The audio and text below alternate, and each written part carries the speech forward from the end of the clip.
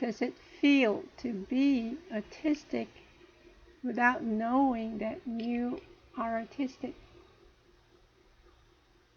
I mean, you would know that you are different and you face huge mental obstacles that are not faced by normal people. You know, how does it feel? Especially when you did not discover that you are autistic until later in your adult life. And I do remember that relatives who had been around me, people and relatives who had been around me, who would tell me that I did not start speaking until I was 4.5 years old.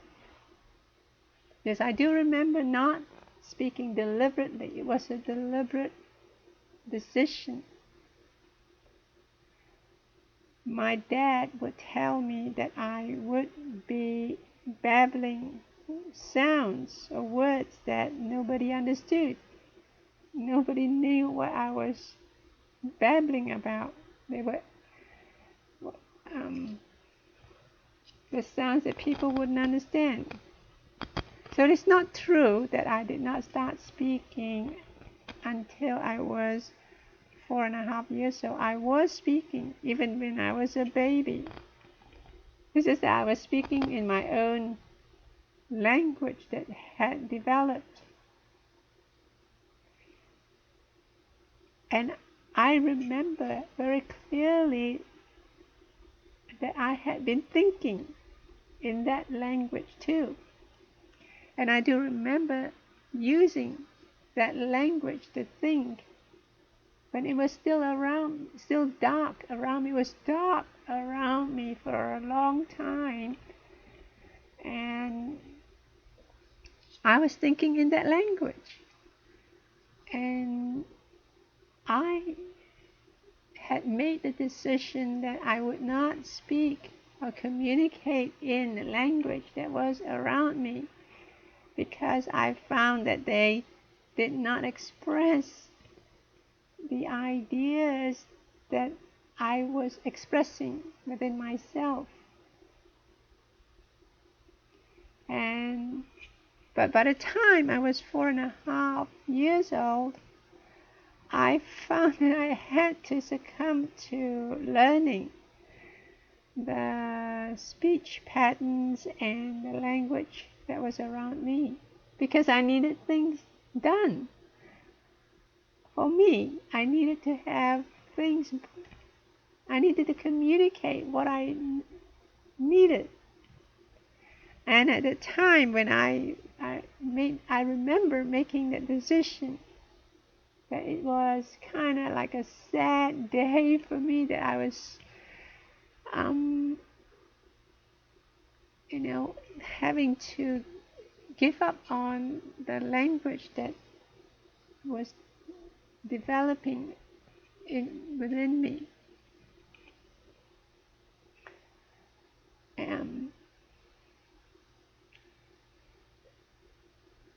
I remember, and even right till today, that it is very difficult for me to jump into the middle of a sequence of tasks that I had planned to do. It's not that I had planned them, it's that whenever I had to perform a certain task, the visualization of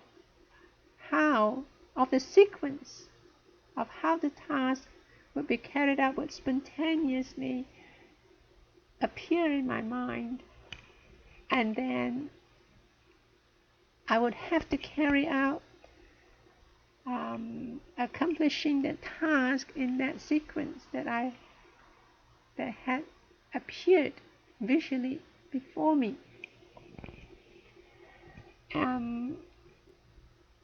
Most of us humans, in general, as I've read, we can't jump into the middle of a tune and start singing at some random point of the tune. We have to start from the beginning of a tune, or the beginning of a stanza of a tune. So similarly, even though I could manage 2 or 3 threads of thoughts at the same time, I have to perform those threads of thoughts in the sequence that I had visualized. It's, I remember that people were really angry with me, were displeased with me, that they called me, they considered me obstinate and stubborn because I would not jump into the middle of my sequence. I tried my best to do that, but it is really difficult and it's very tiring. And it's really very tiring to me. And by the time, at the end of the day, it would be so exhausting. So it's better just to not try to satisfy people around me, but just continue doing things. And sometimes there are relatives who are really nasty. They removed my ability to perform tasks from the start of my sequence. They kind of probably know. They were so nasty and brutal. Just remove the means for me to do, so that to force me to do things in the middle of my sequence of tasks. And that was really brutal. And I had relatives who yelled at me, angry with me, violent with me. And they think it is, certain people think it is so simple. It is simple for them, but it's not simple for me. It's really not that simple for me. It takes a lot of mental energy to break my sequence, to break the sequence that had been spontaneously visualized. And I remember when I was in engineering school, when we had to solve some engineering or mathematical problems, and frequently we would be given like 5 different corollaries of theories to work with to reach a certain solution. But for me, first I had to understand the root of those corollaries back to the monad of the theory. And then I would go further to the monad of that 5 theories, so that I could form a relationship around that 5 theories. And it took a long time, really, because I'm not a genius. I'm autistic.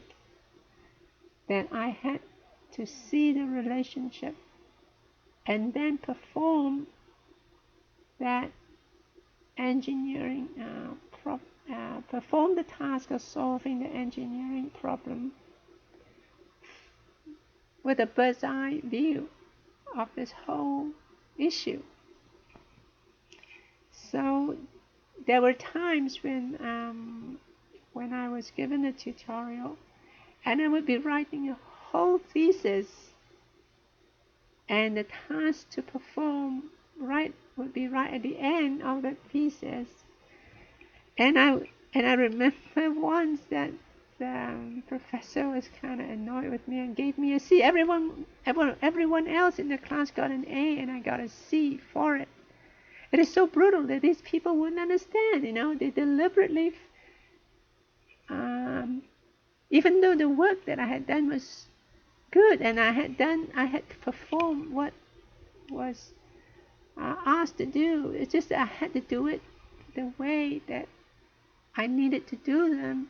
And this professor was so nasty. He gave me a C because of the thesis I had written. He doesn't know what it means to be autistic. It's so nasty, you know. I remember that. And I remember the violence and the yelling that I received from relatives. You know, relatives who who place obstacles in front of me to be able to form the head of the sequence, to force me. So anyway, I'm kind of pleading, maybe pleading is the right word, I hope, that people to be kind to their autistic relatives and be understanding that we are not, you know. Now, I was not a rebellious child, but I was made out to be a rebellious child by my relatives. It's not that I was trying to rebel. You know, I did not get myself involved in drugs or, you know, in any violent form of behavior. But, you know, teachers and relatives around me would find me obstinate, but it's not the case. The more you try to change it, the worse it becomes. You know, I'm just pleading with you to be merciful and sympathetic to your autistic relative. It should worth your effort. You should worth your effort to understand that we are not trying to be funny. It's just a mental way that we had to do it, and it's not easy for us to do it your way. Just, you know,